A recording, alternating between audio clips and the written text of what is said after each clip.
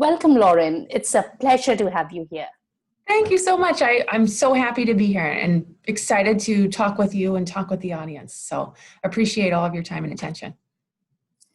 Brilliant. So what we are going to do today is we are going to start talking about you because we are very interested in understanding who Lauren is, what's her story, and then we are going to focus on the topic that we have chosen for today, which is how to find the confidence behind our voice. So let's get started, Lauren. Tell us a little bit about yourself. Who's Lauren and what's her story? Yeah. Oh gosh, like anyone else, I have multiple stories that all come together into one. Just looking at it from a basic human point of view, right? So I've grown up in the United States. I'm a Midwesterner, so anyone familiar with the United States understands kind of what that comes with, looking at life from a pretty positive point of view. That's the kind of family I grew up in. A very supportive family in terms of parents, older sisters, right? I was an athlete growing up, which is a huge contributor to my story. I was a swimmer from the age of 5 until 22 when I retired from college. And the opportunities and lessons learned from those kinds of experiences were pretty lasting, so to speak, in terms of learning things about myself, in terms of what I'm capable of, how to interact with others, and then also, the adversity that comes with being an athlete and, things not always going your way and art imitating life and life imitating art, right? And then following college, so, a pretty significant part about my story is I went to college as a political science major, thinking I was going to go be a lawyer, and that was going to be my path in life. And shortly after I took the LSAT, I realized that was not my path in life. That was not going to be how Lauren wrote her story or the rest of her story. So part of that is having conversations with my parents. What can I do after this? And so I went to go get my master's in HR. And spent roughly about 15 years in the space, a lot of which in Pearl, you and I have kind of talked about this, the space of organizational development, employee engagement, trying to find or create programs within organizations that, one, help to identify what talent was in the organization, and based on that talent and what the needs of the business are, how do you learn and grow and develop that talent?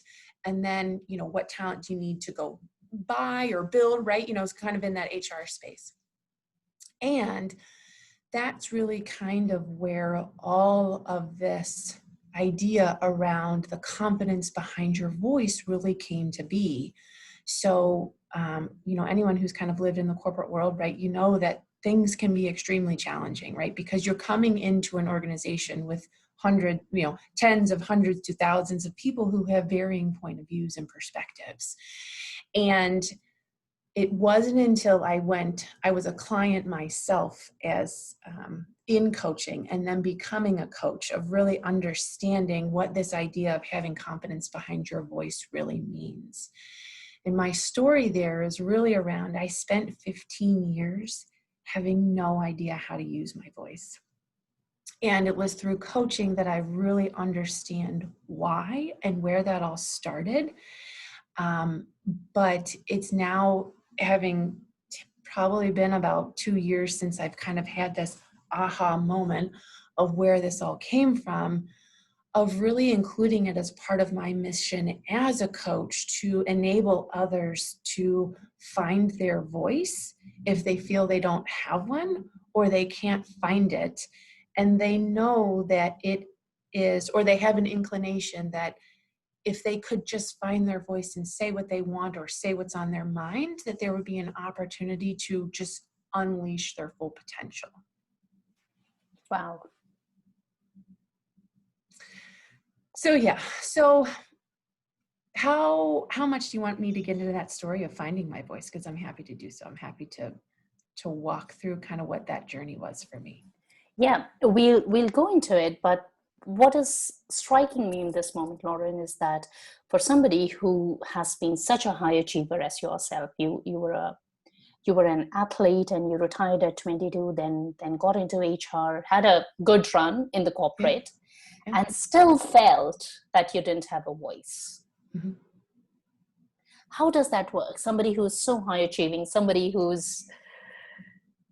seems to be doing well in all aspects, struggles with finding their voice.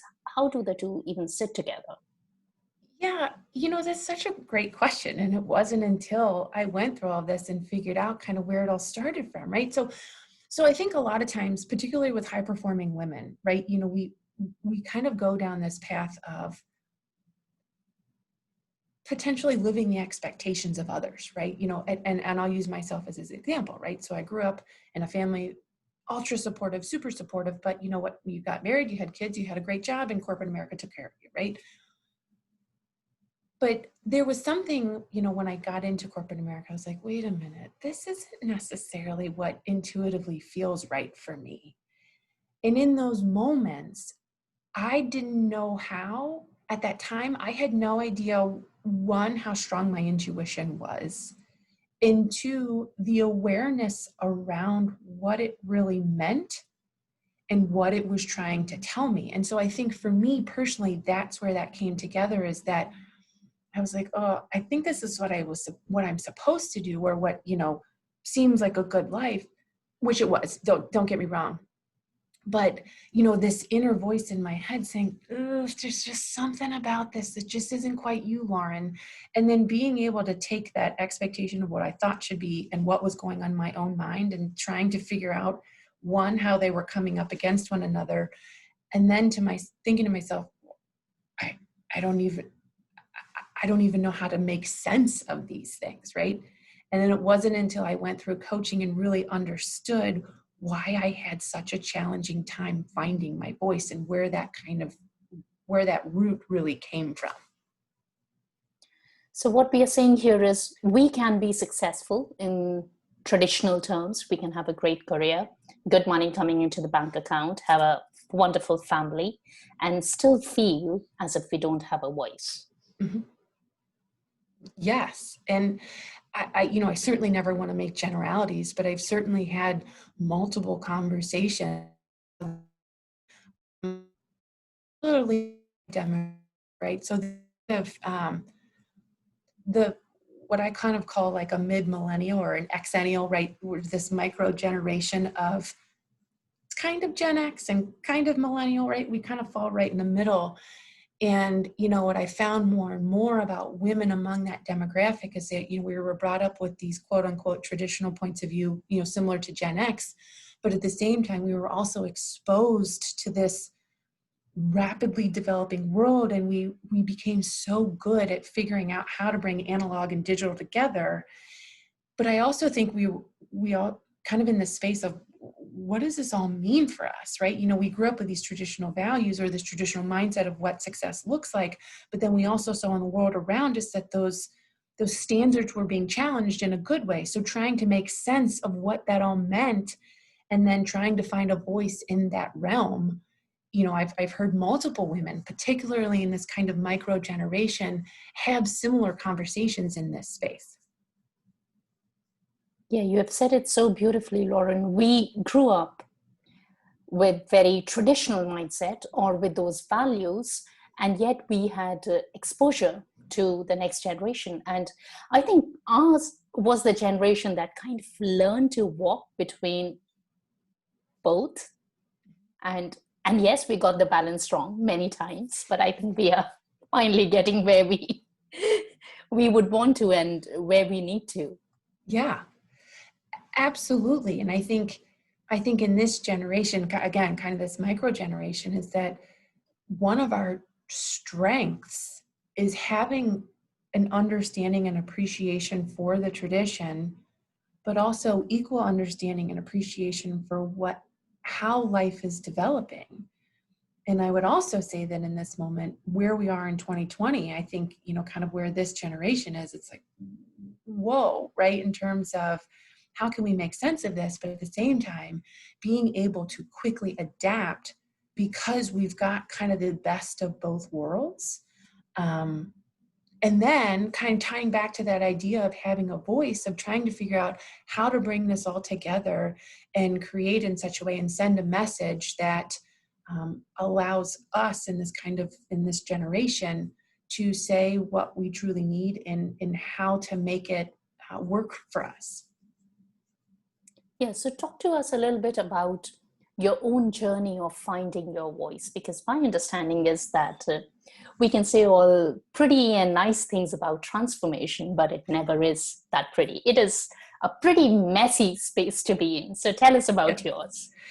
Yeah. So, like I said, I grew up in a very supportive home. I have two older sisters, both of whom are Gen Xers, right? So they're considerably older than I am when it comes to kind of family dynamics.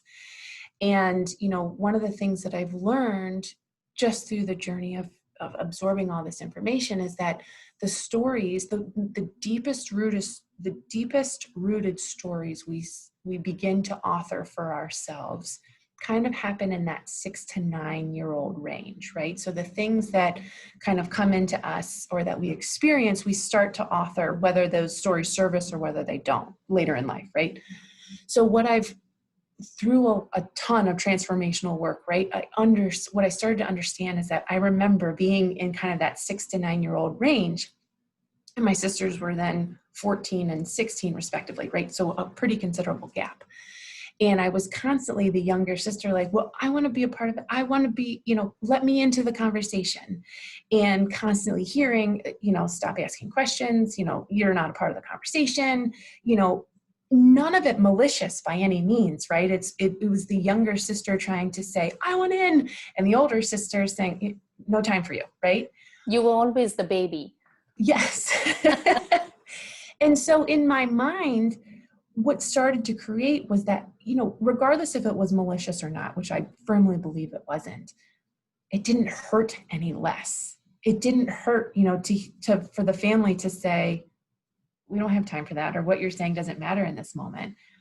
And so what I started to do was to start to write stories. Well, just don't speak up. That way your feelings won't be hurt, right? You won't feel the pain of rejection or just not wanting to be included in that moment. And so as I got older, to continue to protect myself of, putting myself out there and either not being included or not being rejected, I started keeping my mouth shut.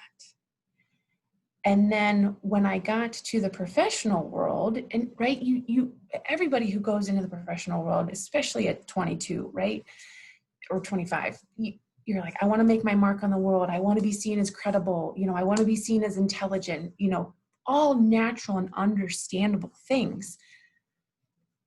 But when you've told yourself for, at that moment, probably 17 years, that you didn't have a voice worthy of being heard, when I went to go open my voice, I had no idea how to use it. I'd be sitting in meetings making sense of all the stuff that's going on around me. And I distinctly remember sitting in meetings thinking, okay, if I say this, is it going to make sense?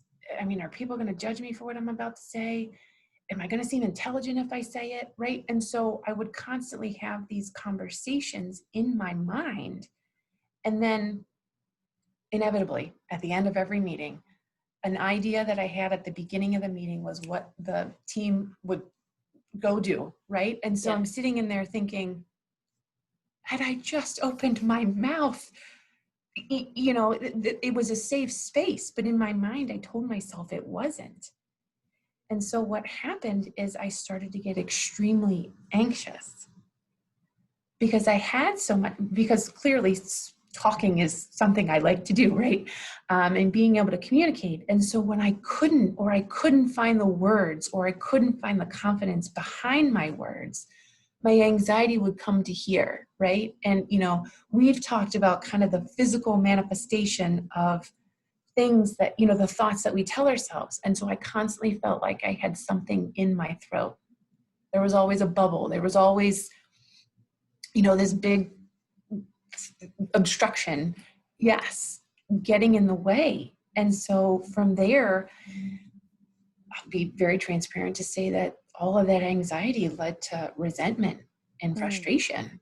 Yeah. And what I wasn't aware of at the time was I was projecting that resentment and frustration to everyone around me, thinking they were the reason, again, I had no voice. but it was really the story I had rooted so deep in myself that they were just pushing a button I had created years ago, and Yeah. they had no idea they were pushing that button. Yeah. So that's kind of where my voice story really comes from. Yeah, I can understand the resentment, because having that idea here and not sharing it, and others giving exactly the same idea and going along with it, it can feel in the moment that they probably took your idea, or if only I had done something. Maybe you were just too busy beating yourself. Well, that's exactly it, right? So it was this pattern that was created, or that I created, right? So I'd be in a meeting and we all start talking, like a day later, we all start talking again about something else. And I'm thinking to myself, okay, today I'm going to speak up. Today I'm going to say something. And then the same thing would happen. We'd start talking about something. Then I'd think about, okay, what do I want to say? How do I want to say it? Am I going to be judged for saying it? And then the pattern would repeat. I wouldn't say anything. And then I'd leave a meeting totally on board with what we could, a viable solution for whatever we were talking about, but I just never said it because I was constantly talking myself out of it before the words ever came out of my mouth. And so the anxiety and frustration and resentment cycle would just keep running through the pattern. So yeah, you're right. I was absolutely blocking myself. And it looks like this pattern ran for quite some time. Yeah. Yes, probably about 15 years, if not a little more. It probably started before I left college, particularly in thinking of becoming a lawyer, right? So how serendipitous of, not knowing that pattern existed, but knowing that when I started to go down that path, my intuition at that moment was like, no. This is not for you in this moment, probably never will be. But I think back on those patterns and think to myself, oh goodness, had I truly run down that path and then as an attorney couldn't find my voice, how I don't want to say detrimental, right? Because I believe that every experience has its value, but just the anxiety that might have come from that. Yeah. It would have been a very hard place to be in. Yeah, absolutely. Mm-hmm. So talk to us a little bit about, after staying in this place, in this stuckness, or not finding your voice for as long as 15 years, how did you make that change? How did that aha moment came in? Yeah, so the aha moment really came when I started down the coaching path. And part of the process that I went through was this idea of identifying your inner naysayer or your gremlin or your inner critic. And even though the thoughts of not having a voice and the anxiety that came from not being able to speak what I wanted to speak, right? The anxiety was much more prevalent in that moment than the message, the awareness around the message. So the aha moment came in working with my coach with the simple question of, what is the loudest message you hear when you go to speak? And for anybody who's kind of been in a coaching situation, right, the emotion, sometimes all you have to be asked is one question, and that question will bring up all the emotion that you've felt around that. Yep. And it was in that moment that I said, my inner naysayer is a man, or the male, excuse me, is male. I said, he constantly tells me I don't have a voice worthy of being heard. And it wasn't until that question was asked and that those words came out of my mouth that it was finally almost instantaneous relief, not totally, but in terms of just being able to articulate the message I had been telling myself for so long and being completely unaware of it. And then it wasn't until we continued down this path of, well, when's the first time that you remember feeling that your voice wasn't worthy of being heard? And then it went back to, oh my goodness, sitting around the dinner table, time after time, no, that's okay, Lauren, we're talking about something different. You don't need to be a part of it, or whatever the message was at that time. So for me, that was the biggest aha moment when that question was asked of what is the loudest voice? What is the loudest message you hear when you want to go do something and you can't? I think that's one of the most powerful questions that can be asked in a coaching situation. Yeah, and that's the beauty and the power of coaching, is that oftentimes the biggest transformation comes from one question and one question only. And it's really coaches, just diving into that intuition and truly listening to what the client is saying, or potentially not even saying, and then just being able to really pull from their words, from their energy, from their demeanor, and just saying what's on your mind, thinking about it ironically, right? Becoming a coach, it is truly my calling.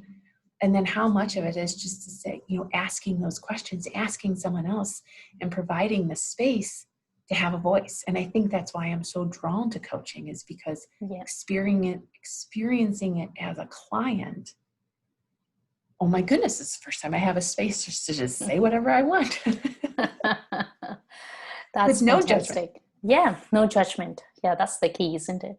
Gosh, There are so many parallels in our stories. I mean, I totally get what you're saying.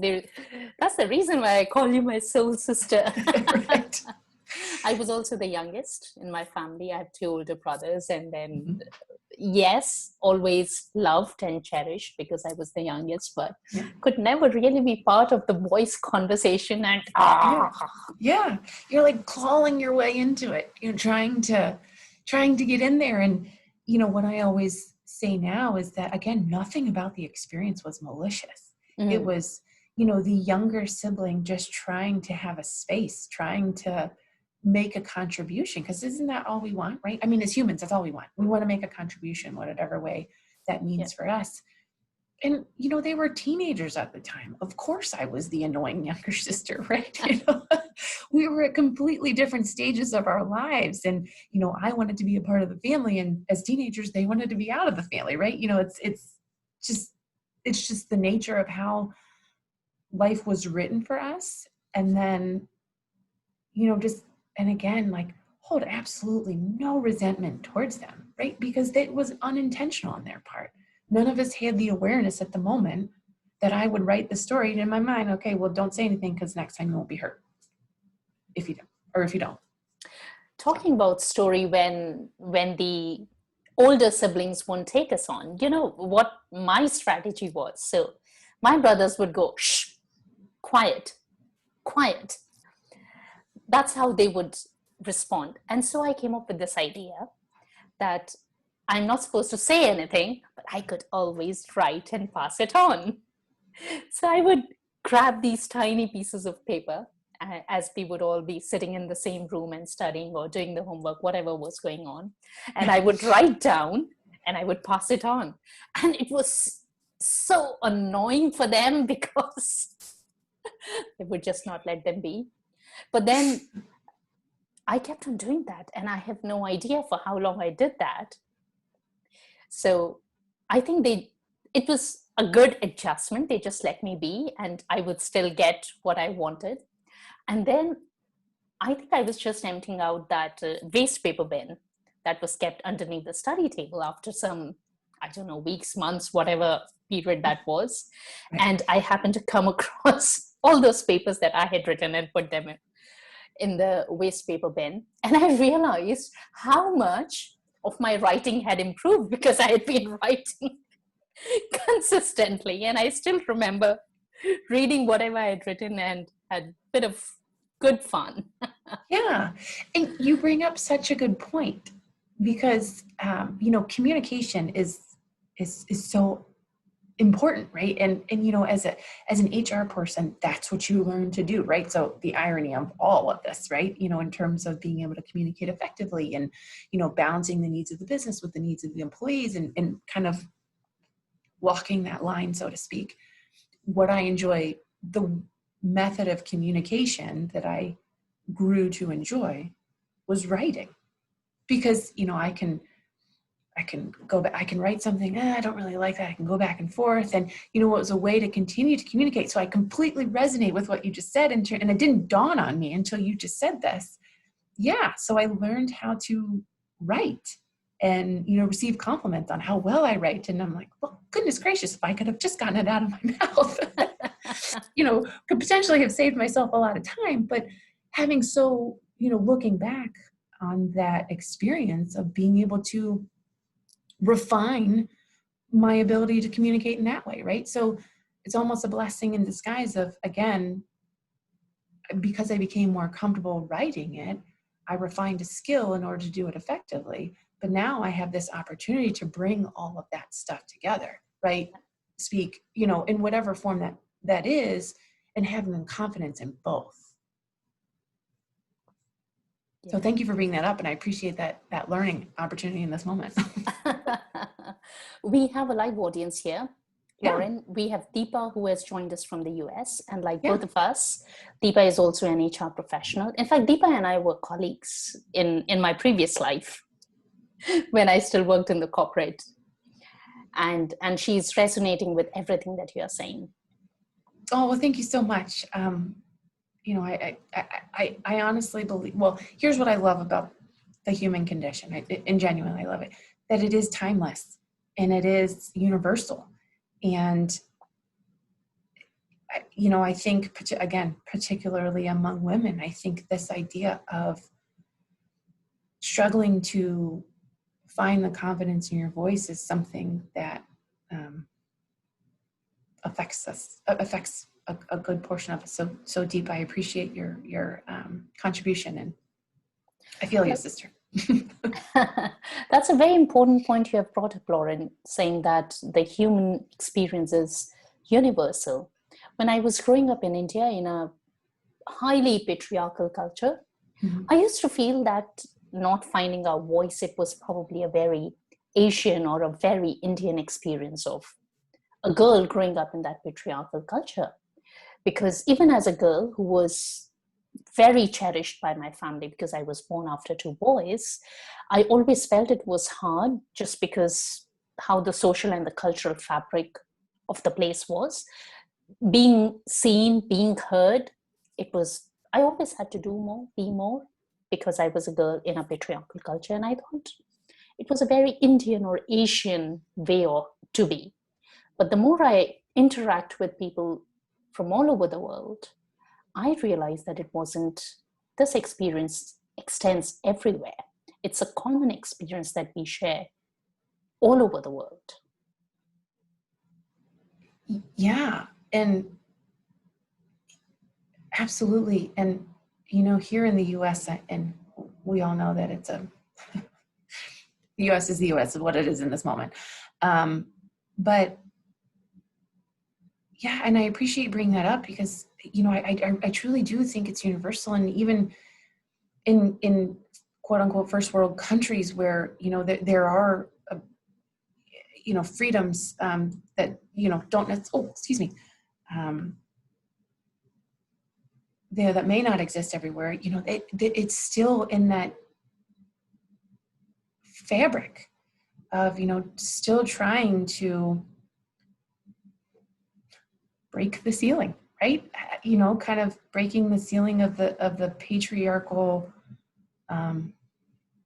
infrastructure that exists. I mean, I do believe that improvements are happening, not just here in the US, but across the globe.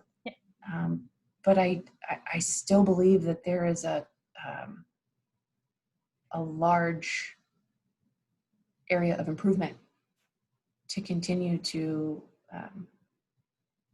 beat the drum for equality across all demographics, right? Not just women and men, but any demographic. I truly believe that we have opportunity for growth across all of those so that everyone can be heard and everyone feels safe saying exactly what they want, regardless if we agree with it or not. Yeah. Yeah, and I'm sure men have their own challenges being part of that patriarchal culture. Absolutely. I have two boys. And so as parents, I've always taken it the role of, make their lives so much better than yours. And, I had a great one. So I'm like, oh, goodness gracious, I've got a high bar, I've got a high bar to surpass. But, also raising two white males in terms of, how can I support you, one, to stand in your own power? Because the last thing I want to do is create a sense that, they just need to,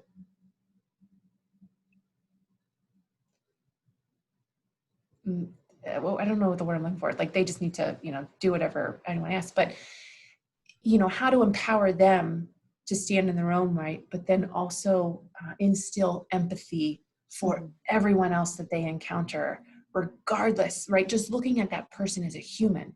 Doesn't matter if they're white or female or, Asian or gay or whatever demographic they identify with.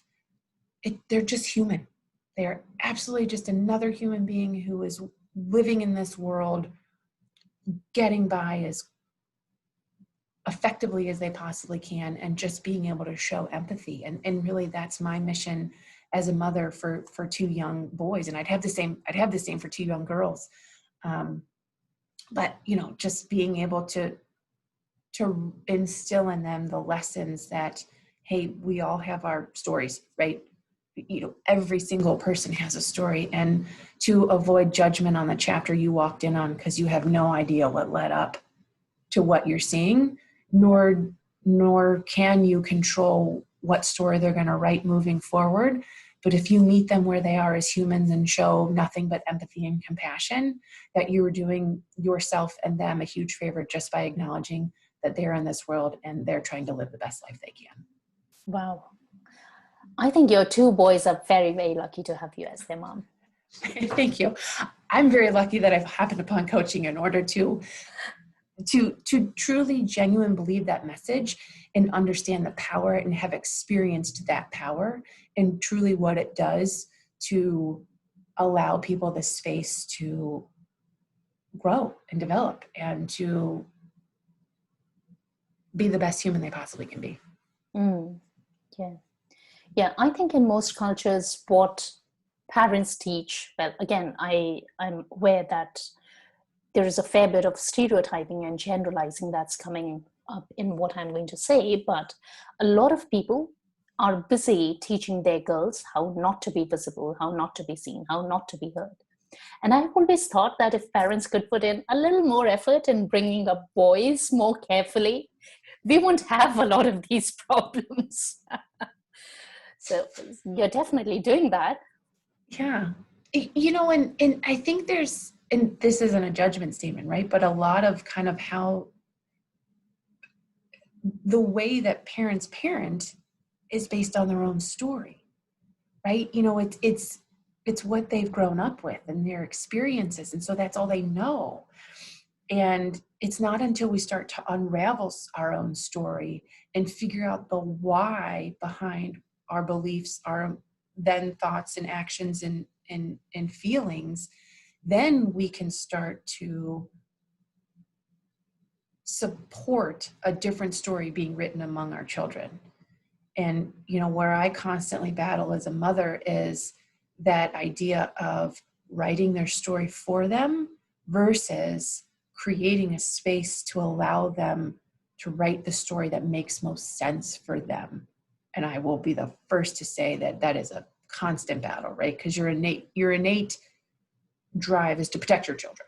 Yeah. Like that, the first and foremost. But then there are days, and we've talked about that, there are days where I consciously let my children unravel, to fully transparent in that respect, to create conversations where I can help them write the story differently. Yeah. Although I would say that as I grow older, I'm able to appreciate a lot of things my parents did when we were younger. Yes. I did struggle to appreciate a lot of things when I was a teenager. For example, I wasn't allowed to be late even by 5 minutes, literally. If I were late by 5 minutes, It would be crazy, crazy. Now, that felt very restrictive back then, and I never had the option to say why I was late, or I just was hanging out with friends and 5 minutes, literally, no exaggeration there. But now, as an adult, I understand that I grew up in a place which was very unsafe for women, very unsafe for girls. And 5 minutes delay actually meant that my safety could have been at risk. I mean, we are talking about real molestation and rape kind of stuff here. And so my mom was constantly on that watch that, oh, this is the time and she should be home, she should be home. And I wasn't able to appreciate that. And I always thought that I didn't have a voice back then, but that was not the intention. The intention was more primal. They just wanted me to be safe because they couldn't control anyone else. Right. So Right. yeah, I think I'm getting a bit wiser now that I'm growing old.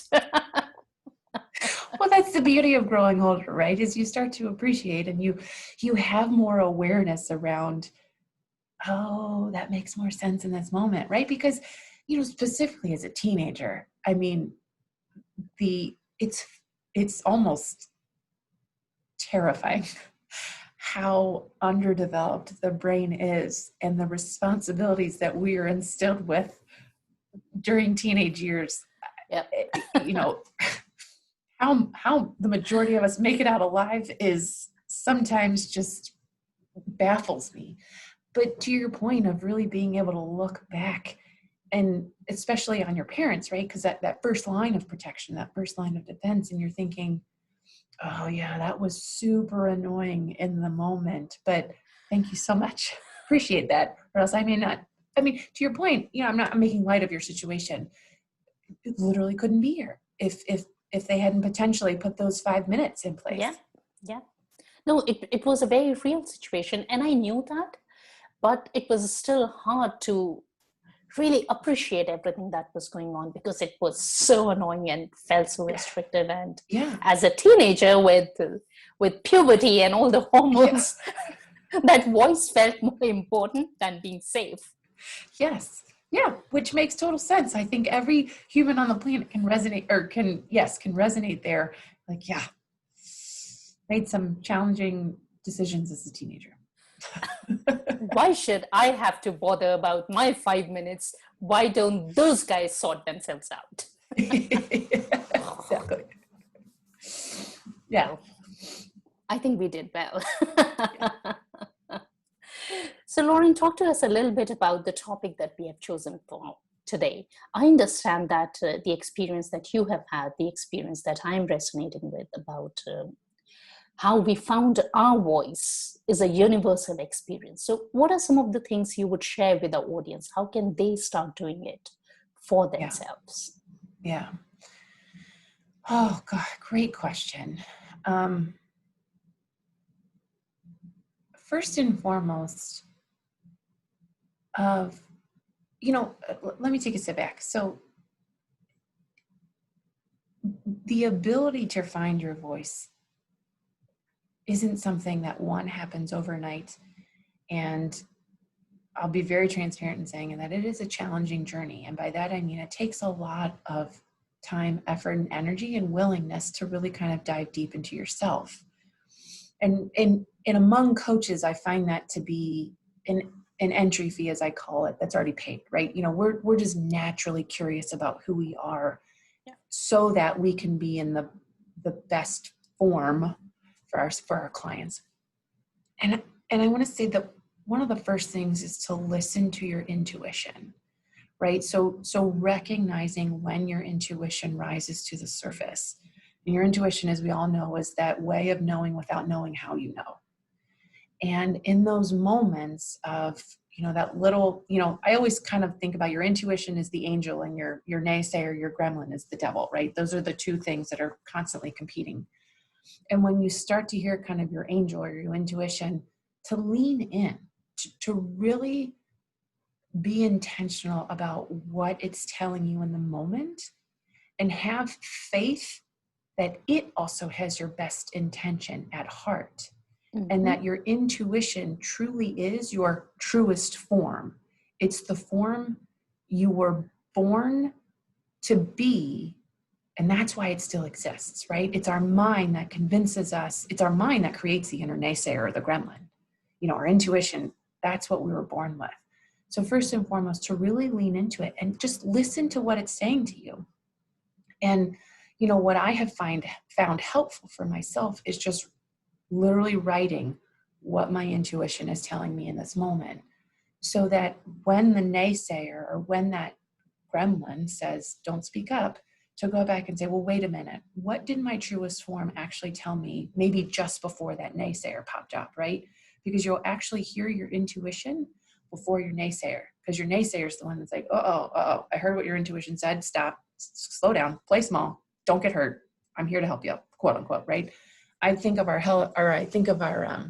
inner naysayer as a helicopter parent, right? Super well-intentioned, but keeping us from a lot of growth and opportunity. The next thing that, you know, and again, this is coming from my personal experience, right? So listening to intuition and then listening to the feelings that come up, right? So I am someone who first and foremost leads with my emotion, right? Got them on my sleeves. They're out for the world to see.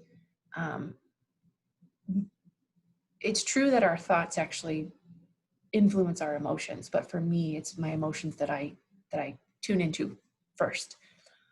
So for me, it's what are those emotions in that moment, right? So when I start to feel anxiety and I can physically start to feel the bubble, I intentionally ask myself, where's your anxiety coming from in this moment?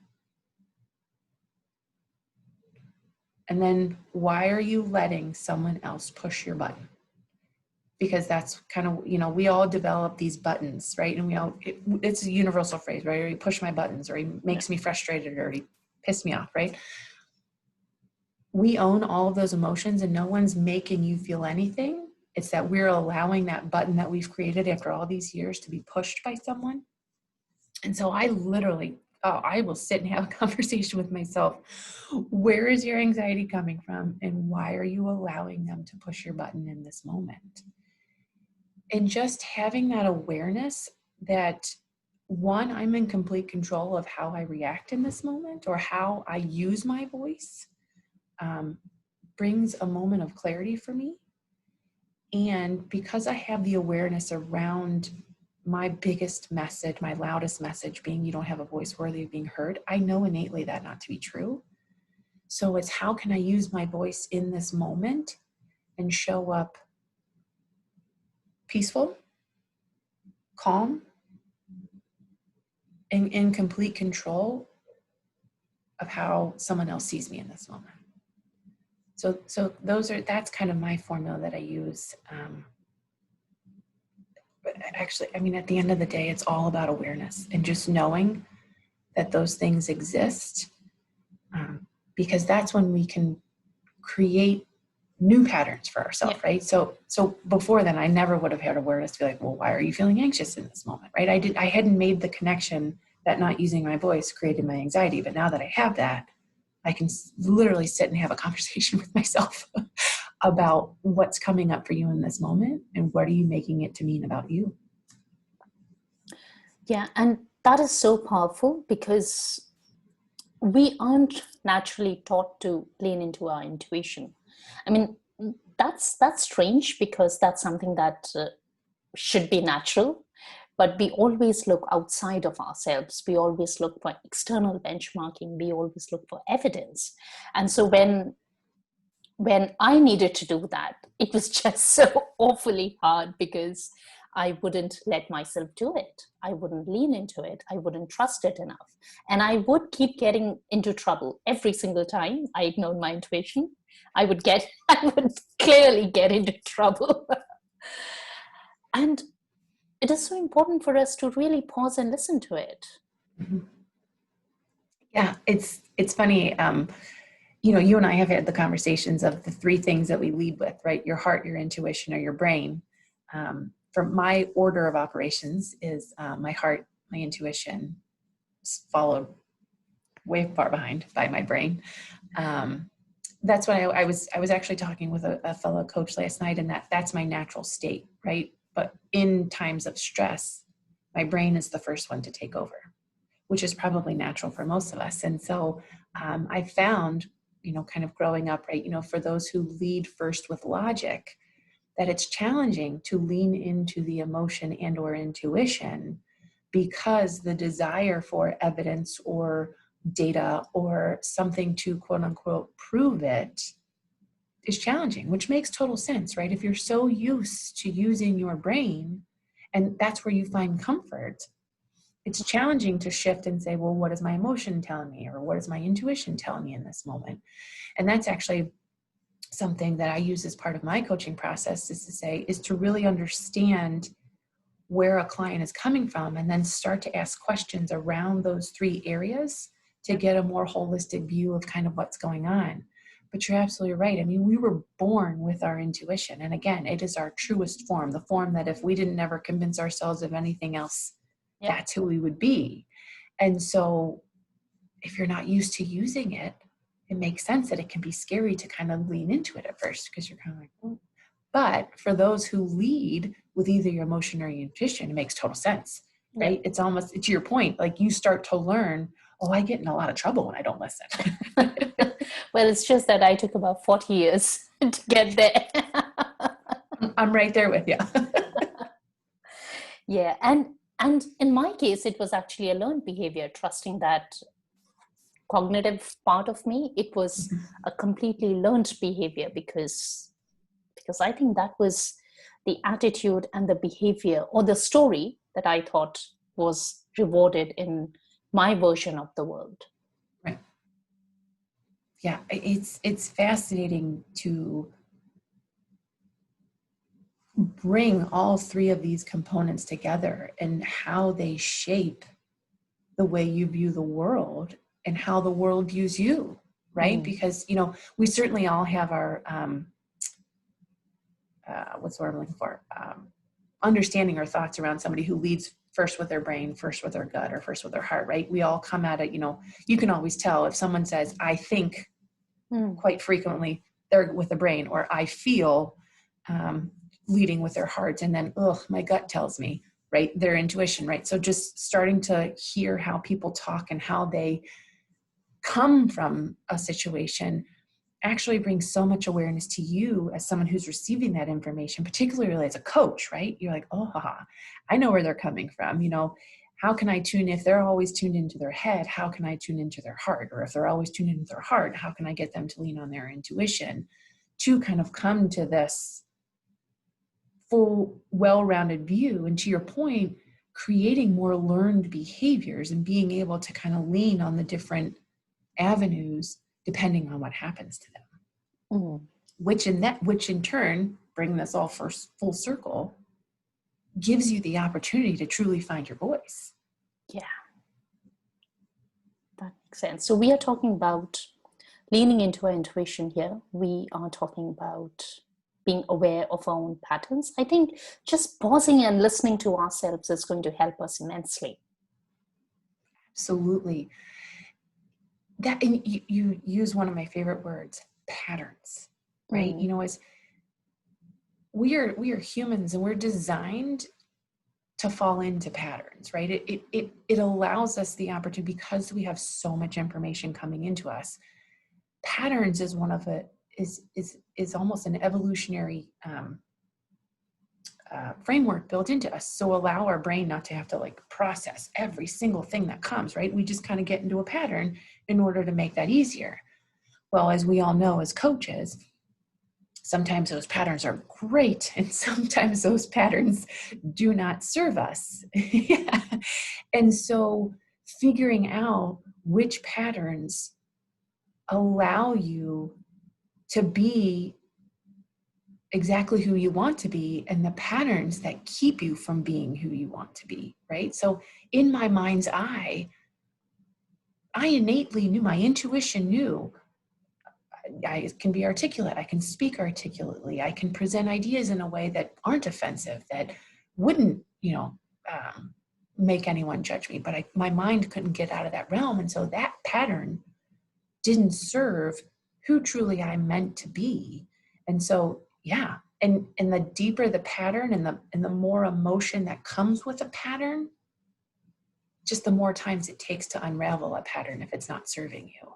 And that's what I'm learning in this experience, is that because this pattern is so deeply rooted in me, I have a lot more growth in that area, which I actually welcome, because every experience I have where I start to feel that anxiety around my voice and the lump comes right here, I can lean in now and say, ooh, what's coming up for me in this moment?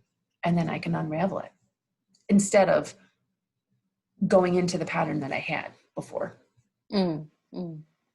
Yeah, the beauty of patterns is that they're nothing but stories, and stories can be dropped, they can be tweaked, they can be changed. Yeah. And, one of the most, actually learning from you, right?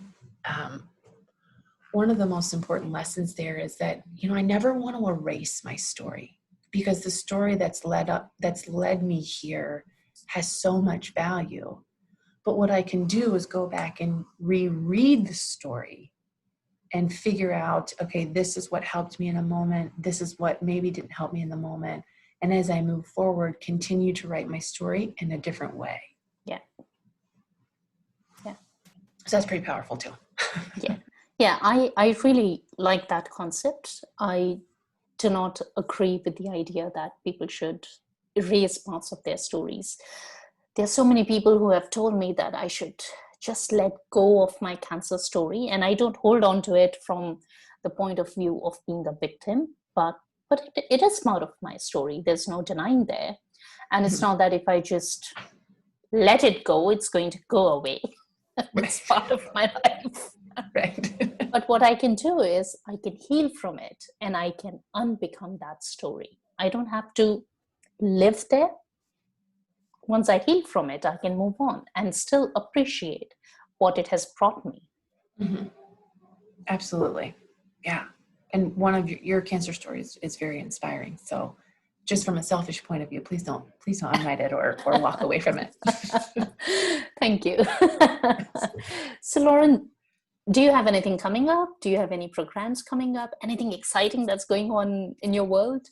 Yes. And yes, thank you so much for the question. So, in addition to quote unquote the traditional coaching packages that I have, I am working on creating an online program that is really kind of introduces the concepts of how our patterns come together, and really understanding kind of the points within how our patterns are created to provide the awareness of what they look like, and then support potential clients to unravel them. What I'm also considering is really kind of bringing in a different point of view, right? So as you can tell, that mindset is a pretty significant part of my offerings. And what I would love to do, because I truly believe that looking at a human holistically, right? So, being able to shift a mindset to service better is a huge lift, but so is looking at all the other aspects of our lives in terms of movement, nutrition, and how we're taking care of our bodies. So in 2021, I'm looking to incorporate not only how to support a client's growth in mind, but how to support them growth in body as well, and whatever that means for them, looking specifically through movement and nutrition to kind of bring a holistic view of a client together in order to be able to work on both of those things in tandem. Wow, that's going to be so powerful. Coaching brought in with your background in athletics and nutrition. That's just going to be amazing.